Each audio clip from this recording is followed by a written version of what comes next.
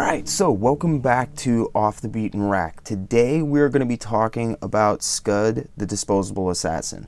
I'm going to try to give you guys like a little solicitation plot preview, like, you know, if I was trying to sell you on the series, this is how I would describe it. And then we'll talk a little bit, you know, about the book and all of that stuff. Basically the plot is that in the not too distant future, there are these things called venting machines. And they have like disposable assassins that you can hire out of them. So this evil boss is like, he tells his underling, hey man, you got to take care of this mutant man-eating monster chick named Jeff. So he goes and he gets a SCUD the Disposable Assassin unit from the vending machine.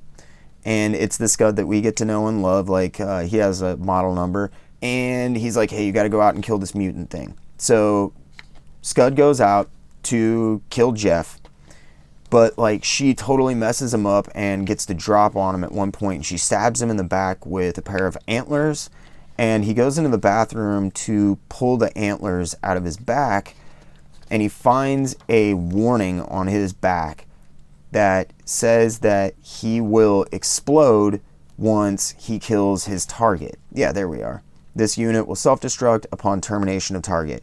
So he's like, oh, screw this. Literally, that's what he says, screw this. So he like runs out, but Jeff is still trying to kill him. Quick thinking, he literally just blows off all of Jeff's limbs, and he calls the paramedics, and they put Jeff into like this life support tank. And the life support tank is super expensive, but as long as Jeff stays alive, SCUD stays alive. So if Jeff dies, SCUD dies. So like, he has to go out and make like $3 or 3 francs a month to keep her alive. And he only really knows how to do one thing, so he goes out and he starts freelancing, killing for hire. That's my pitch for the book. It grows from there, it expands from there. It's crazy, bizarre, off the wall. Rob Schrab is the guy who did this. He did it with a couple of writing partners, and you're probably like gonna recognize that name right there, Dan Harmon. And Dan Harmon wrote the intro for this. And yes, that is the same Dan Harmon from Community and Rick and Morty.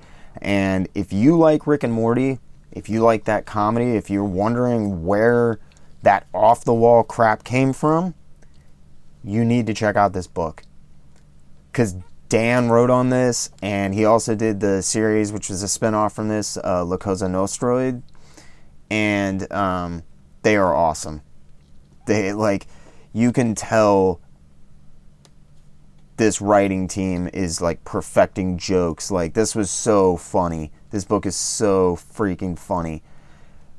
It's part of this like weird outlaw comics revival thing that wasn't a revival in the late 90s. I think it was a lot of guys my age, a little bit older, who'd grown up and were really influenced by like Teenage Mutant Ninja Turtles and a few other comics. And they were just like, I'm just going to do my own book. And Fireman Press Limited were Rob and like 4 other dudes, I think, maybe 3 other dudes. They all lived in a house. And essentially they said they were a business or a company, but really it was just dudes who lived in a house. And that is basically what led to the whole situation with SCUD, because there was a situation. Like, him and Dan moved out to LA because they wanted to be in Hollywood. And they sold SCUD to Oliver Stone, but like Oliver Stone like wouldn't let them write. They were just comic book guys. And like, they were going to hire a quote unquote real writer to do the movie, and it was like, ooh, you guys missed the boat. Yeah, you guys missed the boat, didn't you, Stone? Anyway, so Rob like got super pissed off, and him and Dan went out and sold this script. They didn't. I don't think they sold the script. They just did these pitches, and like the most successful of them was Bam, Big Ant movie, and him and Dan like on the strength of those pitches ended up actually getting a Hollywood career, and they've gone on to do a lot of movies and television and stuff like Monster House. If you've ever seen that, that's Dan Harmon and Rob Schrab. I think that was the first thing they ever wrote together. It's part of a 2-picture deal with Robert Zemeckis that they signed, and it sat for years on a shelf, but that movie is absolutely killer. they've been successful. The money was good, all of that. So Rob's life at that point, though, it was imploding.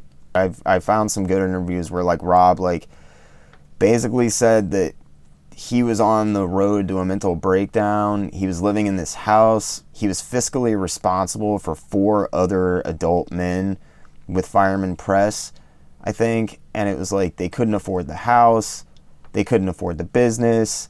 His girlfriend left him. He was in therapy on Prozac. And he said at one point he'd been pulling 12-hour drawing days for years on SCUD. And I was like, dude, that's brutal. That will drive you crazy. And his interviews basically say that like he stopped writing this series because there was too much personal bleedage from his life. It got too weird, it got too dark, it got too emotionally like reactive, I guess. It just kind of went off the rockers in his mind. Now, to me as a reader, like, I always saw this book as kind of like a Dave Sims Cerebus situation where I assumed Rob Schrab was just a raving lunatic from the moment I opened like page 1. And I was totally down with whatever trips he wanted to take me on. It's like, yeah, dude, let's do it. He didn't like that though. So he said that mostly, and I have to, even if I don't agree with him necessarily, like I really give Rob Schrab credit because his life was falling apart. He's, responsible for all these dudes. He got into a fight with the guys who ran Fireman Press with him, and he said he hated comics. He's like, I never wanted to be a comic book guy, and I still don't want to be a comic book guy, so I'm done. And he was going to wrap up the series in issue 21, but like at the end of issue 20, the love of his life dies. And he's basically holding her like lifeless corpse. And they're like, we want to hire you to kill the world. And he's like, okay, I'll do it. And Rob was going to like tie everything up in issue 21 or whatever. And he said the art was not there. His head wasn't in the game, and he didn't want the book to suffer, and he wasn't going to let it suffer, so he walked away. And he always said like his plan was to come back and do that issue whenever he had time. But his career took off, Dan's career took off, like they never had time.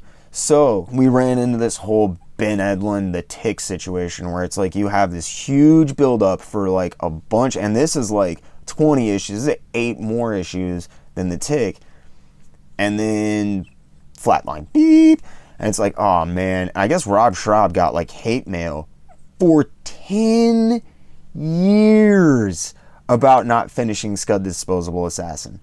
I love this series. I would have never sent him hate mail. If I'd have met him, I would have been like, hey dude, what happened with that? Did I just not find those? Or what happened? Like pre the internet, I had no freaking clue what had happened. In like 2006, a toy company, and I forget the name of the toy company, like Shock Toys or Shocker Toy, whatever, made a Scud toy. This is 2006. This is 9 years after he like quit, dropped off the earth writing comics, and people are still like interested in this character and still relevant, and the buzz got sufficient enough that basically Image Comics approached Rob and they're like, hey man, we want to reprint like the whole shebang, like do all of the one shots and all of that stuff, put it all in the mini series that spun off from Scud, because there were several of those, and stick them all in one place and reprint it so everybody can like have it,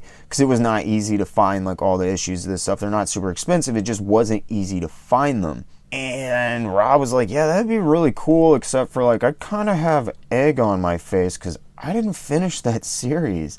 And they were like, yeah, no, it's cool, man. And he's like, yeah, no, really, it's not cool.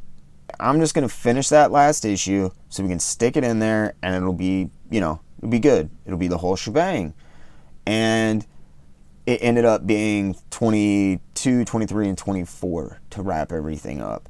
and that is all in a trade paperback called The Whole Shebang. It's available for $35. I do not have it on hand with me. I own the hardcover limited edition of it, and that is somewhere in a box. This book is not going to be for everybody. It's an acquired taste, but it is an absolute joy and a pleasure to read this book, and I think that it deserves a lot more love than it gets. I think it deserves a lot more recognition than it gets. I think Scud is an awesome book. I think it is I think the art is exceptional in this book. I think the storytelling is great. Obviously the comedy is killer. If you like Rick and Morty, like, this is gonna be totally up your alley, man. So go out, check it out. Let me know what you think. Thanks so much for sticking with me.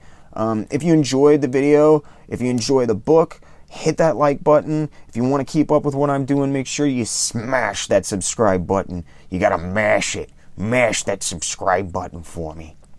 I'm sorry. I've been catching up on It's Always Sunny. Thanks for tuning in, guys. I hope you enjoyed. I know I always say it, but if you are going to get The Whole Shebang, that trade paperback I was talking about, $35, guys. 30 comics for $35. One place, you cannot beat it. Go get it. And when you do go get it, make sure you get it from your local comic shop. If you have got a local comic shop, go in there. Have those guys order it for you. They can get it. It's from Image. They'll be able to get it. And, dude, support your local shops. It's very important. That's step one to keeping this industry alive. Step two is probably the most important. It's what we're doing now. But remember, guys, keep reading comics.